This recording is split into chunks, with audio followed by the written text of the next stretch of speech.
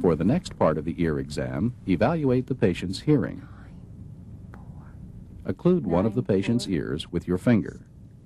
Test the open ear by softly whispering numbers or words with two equally accented syllables from 1 or 2 feet away.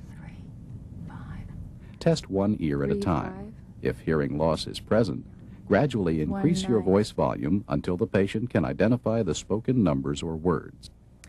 If hearing is diminished, do the Weber test, which checks for lateralization of bone conduction, and the Rinna test, which compares air and bone conduction. For each test, use a relatively high-pitched tuning fork, such as one of 512 Hertz. To do the Weber test, place a lightly vibrating tuning fork firmly on top of the patient's head.